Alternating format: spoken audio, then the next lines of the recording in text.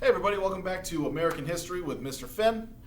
Today we are into the American Revolution. If you remember last time we talked about Bunker Hill and the British troops are marching up the hill. They are fought off by the colonists. They go back up again, they're shot at again, they go back again.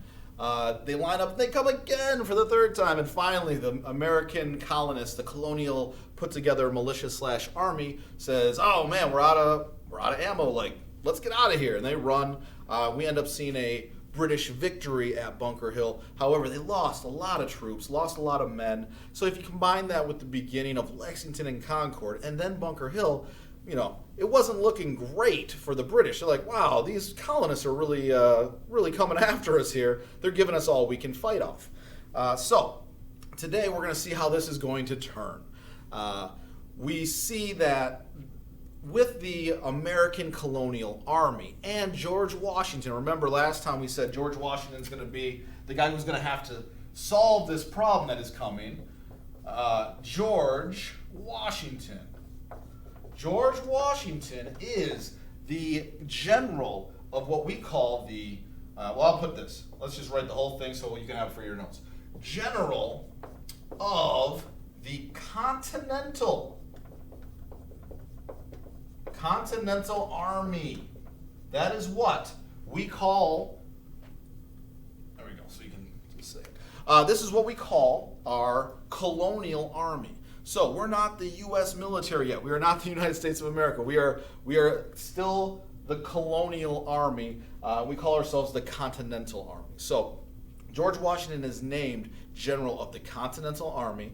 This is our colonial army, but you have to remember, we are not a country yet. We don't have, Congress and a president and funds and supplies and everything. So a lot of it, what is going to be a really hard thing for George Washington to do is to keep his army together. Because most of the people who were in the Continental Army are going to be everyday people who are just colonists living in America. And after they're sitting there like, hey, I'm starving. We don't have food. My clothes are torn. My shoes have worn holes through them. And it's freezing. I don't think I want to do this anymore. And they're going to say, like, let's get out of here. And they're going to do what's called desert. Deserting, not that something that you eat at the end of dinner, but desertion is that you leave the military. You don't tell anyone. You just go one night, everyone goes to bed, and you're like, I'm out of here. Bye. And then you're just gone. And that is what General Washington is going to be his biggest problem, disease and desertion, people just leaving the ranks. And so when things get tough, it's going to be on George Washington to really keep the army together. And that's his biggest contribution. He was a good general. He wasn't a great general. He was dealing with a smaller army, and he was fighting the greatest military of the time. So why he is regarded as being so great is really his ability to keep the army together, keep fighting the British, even though a lot of his battles are going to go not his way. He's going to lose a lot of battles, but he keeps the military together, he keeps the Continental Army together, and he is going to fight through the hard times, which start after Bunker Hill. So what we're going to see is George Washington is going to get pushed back all the way to Pennsylvania, which is, going to be more off the coast of the now United States of America. The British are going to take Boston. They're going to take New York. They're going to be coming down on Philadelphia. So all of our major cities here in the colonies, the British are just crushing the colonies, the Continental Army. And people start to leave and everything like that. He holds it together, and he is going to set up a winter camp. And this is the thing about war during that time period, is you didn't fight during the winter. During the winter, you would set up a camp, and then you would just kind of like bunker down and say, all right, well, we'll hang out here for winter, and then when the spring comes, we can continue fighting this war. He is going to score a military victory. He's going to win a battle before going into winter camp. And then we're going to see someone here. And we're going to see this guy at, I'll put this where they camp. It's Valley Forge. Valley Forge is an important place, and it's an important time for the United States of America and the American Revolution. Valley Forge is where winter camp is going to be set up, and we're going to see someone. And now we'll get to him. This guy, Baron von, anyone? Take a look. Try to pronounce it real quick. Stueben. Baron von Stueben is an interesting character who is lost to American history in a lot of classes. And a lot of people don't know who Baron von Stueben is, but he's really a very important part. Because as we get to Valley Forge, the army is kind of in shambles. It's like, hey, we had this one victory, but it's now freezing cold. We have disease. People are leaving. We're not organized. We don't have a government. What are we going to do? And this guy is going to be our solution. So, at Valley Forge, let's take a look at Baron von Stueben. Let me get rid of these guys over here. George Washington. Baron von Stueben. Well, here's what we know about Baron von Stueben. He is a Prussian army officer. Prussian. Now, let me explain this. Prussia is a country that no longer exists. It's a European country. Baron von Stueben was in the military of Prussia.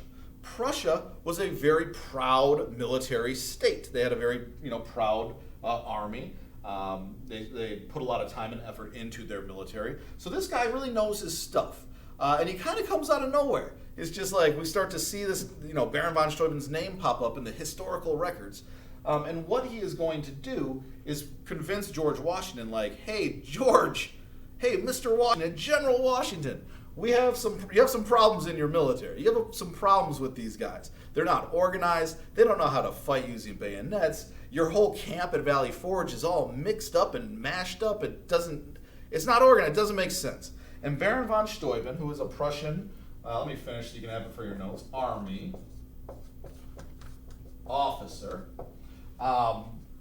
is going to be here in the United States. It is said that he had been disgraced in Europe, and he came to the United States, and this is where a lot of people come. I mean, a lot of people came to came to America during this time for a lot of different reasons. There could be upheaval in their home country, or they might be looking for freedom in some sense. They might look for new land. They're like, hey, I can't make it here, so I'm going to go to America to make my riches, whatever. The point is, he comes here, and he is going to convince George Washington, hey, let me train. Let me do what I do. I can train your troops. And so this Prussian officer, Baron von Stueben, does a couple of things. One, the first thing is, this is the first, reorganize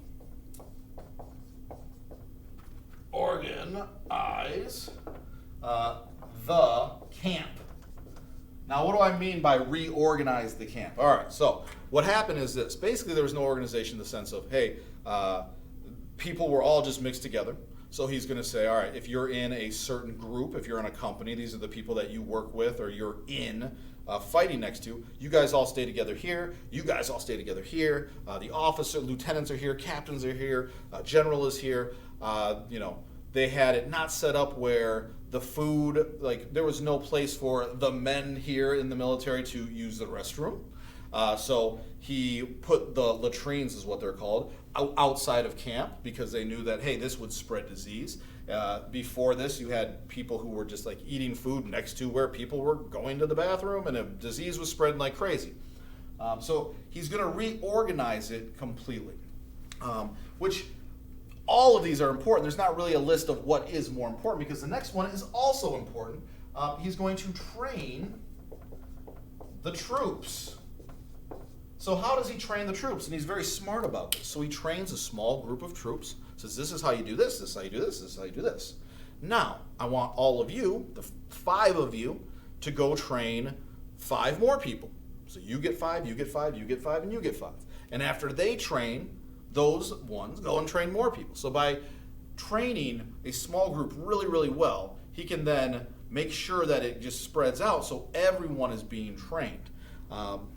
On top of that, when he means training troops, how to fight, how to follow commands. During this time, if you were just a regular person in the military, you would not really know what you're doing. So he's going to teach them basics of military tactics during that time. How to march, how to stay in line, how to fire in unison, how to do all of these things that the Army at this point did not have. And it sounds silly that we were so far behind, but you have to remember, we weren't a country. We were just a bunch of colonists over here hanging out. So he is training this Continental Army to be a real fighting force.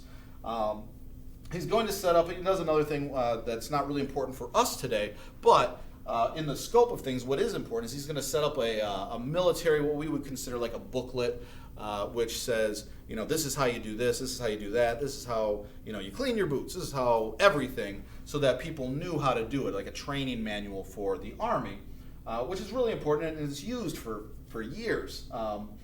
And so he's a very important person. And so after the camp at Valley Forge, what you're going to see is this Continental Army that came limping into Valley Forge is going to come out after being trained.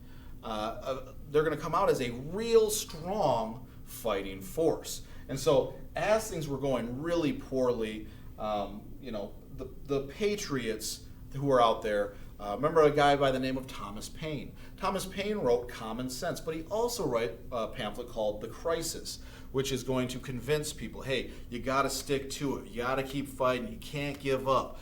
So everyone who was a patriot was doing what they could to maintain this military and continue the fight.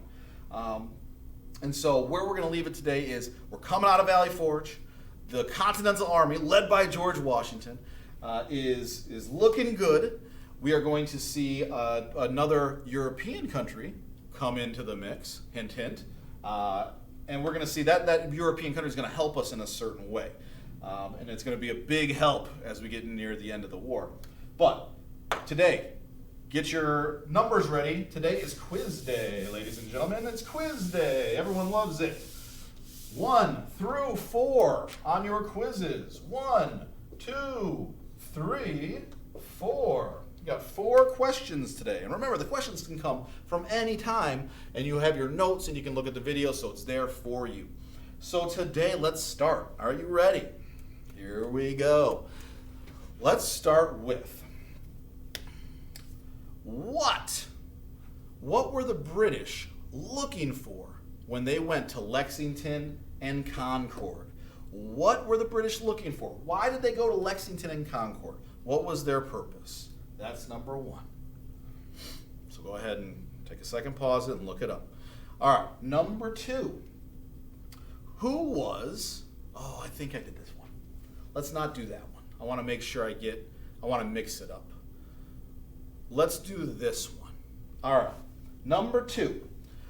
This is a person who would pay another person to pay for their trip to the Americas. And they would work for that person for 5 to 7 years, and then after that they would get their freedom. What was that person called? A person that would pay someone else to help them get to America. They'd work for them, and then they would get their freedom after 5 to 7 years. That is a key for your notes when you see 5 to 7 years as part of the definition. That'll help you out. All right, let's go way back machine. Are you ready? Who was the leader of the conquistadors who defeated the Aztecs? Number 3. It's in your notes, and I'm hoping you still have them all together. If not, you can go back for the videos, but it'd be better to have all the notes, and I hope they're there. I hope they are. The leader of the conquistadors that defeated the Aztecs. And you know what? Let's keep it in that area. Number 4. Number 4 is, what disease killed most Native Americans? What was the disease that was so horrible for these Native Americans? They had no immunity to it, and it did a lot of damage to them. What was the name of that disease? So this is what I want you to turn in. If it's on your notes, great, no worries. I love seeing them. But this is what I will be grading for your participation and attendance and going in the grade book. This is a quiz. So again, make sure you get it today. You've been doing a great job of turning it in on the same day, so just continue doing that. I'm really impressed with what I'm seeing, and I'll see you next class.